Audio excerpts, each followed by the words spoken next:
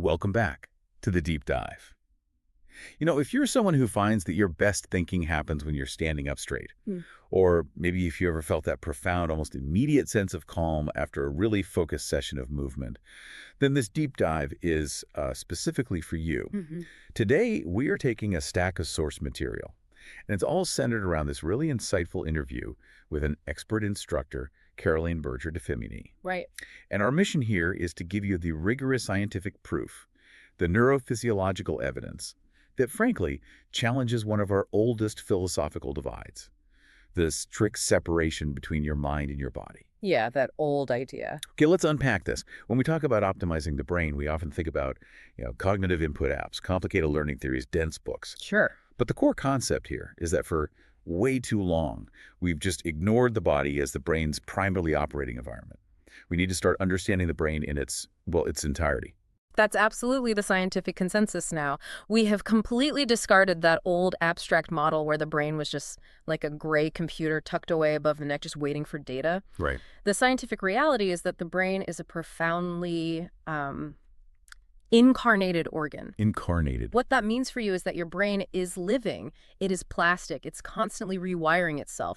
And it's perpetually shaped by your sensory experience, your motor activity, your emotions, your relationship. I mean, think about it. Every tiny movement you make, every little shift in your posture, every breath you take, it modifies your cerebral physiology. And the reverse is instant. Your mental state, whether you are stressed or calm, immediately dictates your posture, your breathing rhythm, your muscular tonus. So this isn't just a philosophy of, holistic wellness anymore. You're saying this is hard-won neuroscience that has essentially dismantled that old compartmentalized brain model. Oh, completely dismantled it, yeah. The idea that you have one region for memory and a totally separate, unrelated region for movement. What advancements actually fueled that shift? It was decades of research, heavily aided by advanced neuroimaging tools. We realized that functions aren't localized to single separate zones.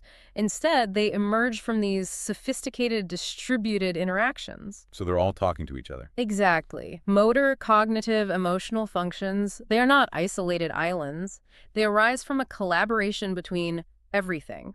The cortex, subcortical structures, the brainstem, and the cerebellum, they are all linked in this massive interconnected system. And if they're linked, that implies there's a continuous crucial communication channel. This isn't just the brain sending orders down, right? Absolutely not. And this is a crucial concept we call the bidirectional loop, and it is happening every single millisecond you are alive. On the one hand, you have the body constantly filing these incredibly detailed reports back up to the control center. That's the afferent pathway. Okay, so the body isn't just passively receiving commands. The body is telling the brain what's going on based on proprioceptive information like how your limbs are oriented. Right, and vestibular signals about balance, visceral signals from your gut, and really critically, respiratory signals from your breathing. All that data. Exactly. And this rich sensory input, it continually modulates the brain's neuronal activity and profoundly influences synaptic plasticity, the actual way your brain cells communicate and learn. And then in return. In return, the brain sends commands back down via the efferent pathways, organizing your motor responses, your posture, your automatic systems like your heart rate. So when this constant two-way loop is harmonious, it forms the foundation for mental clarity and emotional equilibrium. That immediately makes me think about stress. If that loop is running perfectly, chronic stress must be the ultimate. The ultimate disruptor, yes. How quickly does stress damage this system? And how does physical activity intervene when the brain is basically under attack? Well, chronic stress is uniquely damaging because it essentially throws massive static into your neuronal communication. It severely disrupts synaptic plasticity, and crucially, it sends your body's main stress communication system into overdrive. The HPA axis. Let's spend a moment on that. The HPA axis, the hypothalamic pituitary adrenal axis. Can you just simplify its role for us? Sure. Think of the HPA axis as the central stress communication highway. It governs the release of cortisol, our main stress hormone. Okay. In a healthy system, it's like an emergency siren that turns off immediately after the threat is gone. But under chronic stress, this axis becomes dysregulated. It stays on 24/7. That can't be good. No. That constant, unrelenting flood of cortisol and inflammatory markers has direct negative repercussions on your mood, your ability to form new memories, and your capacity to make adaptive, rational decisions. So if stress is the great disruptor, and we know movement is the modulator, Why are we singling out a specific practice like Pilates in this neurophysiological framework? It's not just about, lifting weights, is it? No, it's about intelligent movement. Adapted, regular, intelligent physical activity acts as a potent regulator of the entire stress system. It doesn't just burn calories, it modulates these deep central mechanisms.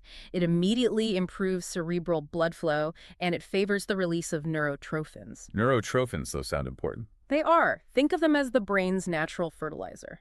They promote the growth and survival of your neurons. Movement also regulates key neurotransmitters, ensuring that the neuronal plasticity processes that chronic stress was trying to shut down are supported and amplified. And Pilates specifically. The reason Pilates holds such a unique place is that it engages the entire nervous system globally, not just muscularly. It's the unique combination of controlled diaphragmatic breathing, the demand for precision of movement, the required body consciousness, and the focus on adapted tolanas. That combination. Those four elements together create an extremely favorable neurophysiological environment. So when you perform a movement with that level of structure and attention, what are the observed effects that scientists are actually picking up on? We see immediate verifiable changes. There is significant activation of the parasympathetic system, that rest and digest mode, a measurable decrease in cortical hyperexcitation, and improved coherence among different cerebral networks. So it's proof the practice is physically helping the brain relax while staying focused. Precisely. And this directly leads us back to that powerful concept of neural sculpting. Right. Yes, the remodeling. Using advanced imaging tools shows that practices like Pilates don't just strengthen a muscle below the neck, they literally sculpt neural circuits within the brain. You are strengthening the actual connections involved in motor coordination, proprioception, emotional regulation, and especially your high-level executive functions like maintaining concentration. And here's where it gets really interesting, right? This sculpting relies entirely on the brain's capacity for neuroplasticity. Why is that capacity so fundamental here? Well, neuroplasticity teaches us that the brain maintains, throughout your entire life, this remarkable capacity to fundamentally remodel itself based on the quality of experienced stimuli. This is profound because it means the brain is never set in stone. It's always changing. Always. And a structured practice like Pilates doesn't just preserve existing function. It actively acts as a powerful catalyst for this plasticity. It strengthens procedural memory, refines complex motor schemes, and contributes significantly to slowing age-related cognitive decline. The power seems to be in the simultaneous network logic. Can you elaborate on how Pilates forces these networks to talk to each other so efficiently? It solicits multiple previously disparate functional networks all at once. Yeah. So you are engaging sensorimotor circuits for the precision required, the prefrontal regions for the concentration, the brainstem and autonomic nervous system via the deliberate breathing, and the limbic structures for integrating body consciousness and emotion. Wow. This joint harmonious activation promotes better inter-network synchronization. So if I'm struggling with a decision, instead of powering through at my desk, maybe 5 minutes of focused breathing and core engagement is the actual shortcut, because I'm literally synchronizing the networks that make clear thought possible. That's exactly it. Improved inter-network synchronization translates directly into less mental static, better coordination, increased emotional stability, so you're more resilient to minor stressors, and profound mental clarity. Your brain just operates with superior efficiency. To prove this isn't just subjective, let's transition to the methodology. How do scientists rigorously quantify this interaction? What tools capture these spatial, temporal, and functional adaptations we've been describing? We need a precise, multidimensional approach. For spatial and connectivity changes, we rely on neuroimaging, primarily functional magnetic resonance imaging, or fMRI. Okay, fMRI. This allows scientists to observe variations in brain activity and connectivity. In practitioners, fMRI shows synchronization changes between the prefrontal cortex, your decision-making hub, the parietal regions for spatial awareness, and the limbic structures for emotion. All are heavily solicited during conscious movement. And what about for capturing the speed and the timing of those network changes? For that, we use electroencephalography, or EEG. This gives us a fine reading of the temporal dynamics of neural oscillations, the brain's electrical signature. And what does that show? EEG reveals changes in frequency bands associated with focused attention and deep relaxation.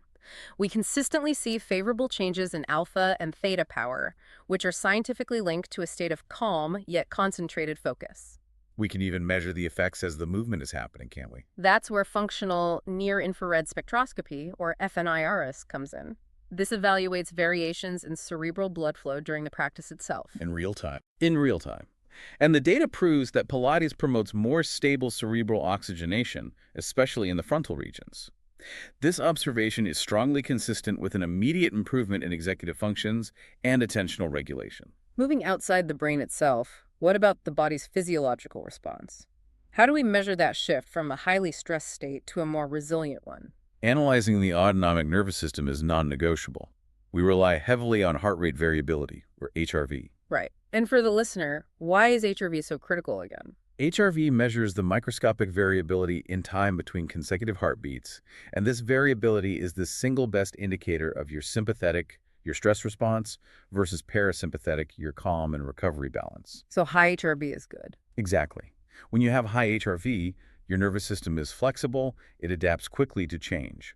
After a cycle of structured Pilates, we generally observe a measurable increase in HRV, which is hard physiological proof of a better capacity for stress adaptation. And that's not all. No, and this positive autonomic modulation is often accompanied by a chemical shift, a significant decrease in hormonal stress markers like salivary cortisol.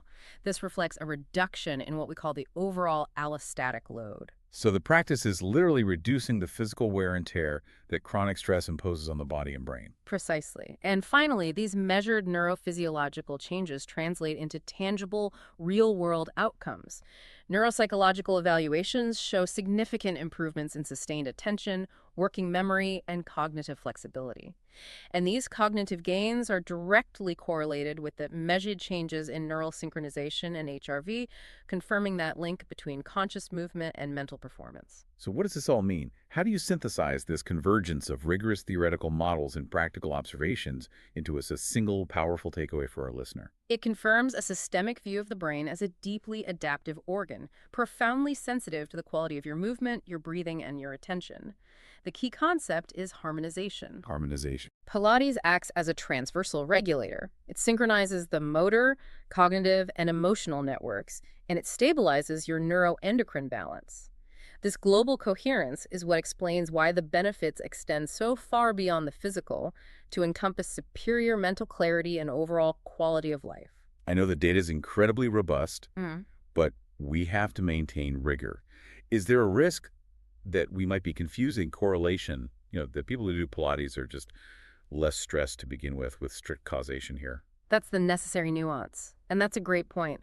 While the correlations observed are highly robust, they do not always establish strict causality, and we have to acknowledge the methodological limits of current studies, sample size, intervention duration. This is an active and evolving field. Which only highlights the incredible path ahead. What are the future perspectives for this research? The path forward is highly interdisciplinary. We need to integrate molecular biomarkers, combine cerebral imaging with sophisticated computational models, use AI to analyze network dynamics in high resolution. And on different populations.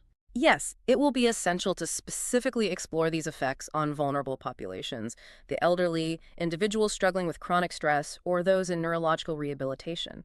The research has to continue to be precise and robust. These findings fundamentally invite every one of us to rethink our daily routine. The body is not a container you just drag around. It's the primary information vector for the brain. Exactly. Practicing consciously, regularly, and with structure, it ceases to be a luxury. It becomes an essential act of global brain health. It supports mental clarity, emotional stability, and our adaptive capacity, directly impacting personal and professional success. When you understand the brain in its entirety, you realize success relies on a dynamic equilibrium between body, brain, and environment. That's the core message. Your brain is alive, plastic, and profoundly influenced by the quality of your corporeal experience. And conscious, deliberate movement. It actively participates in building a durable neurophysiological, mental, and emotional equilibrium that can last a lifetime. So perhaps the most effective way to improve your decision-making, manage stress, and boost creativity may not be a new app, a complex course, or another book, but rather a deliberate focus on the precise quality of your breath, the centering of your core, and the structure of your movement. That is certainly a powerful question for you to consider as you engage with the world today.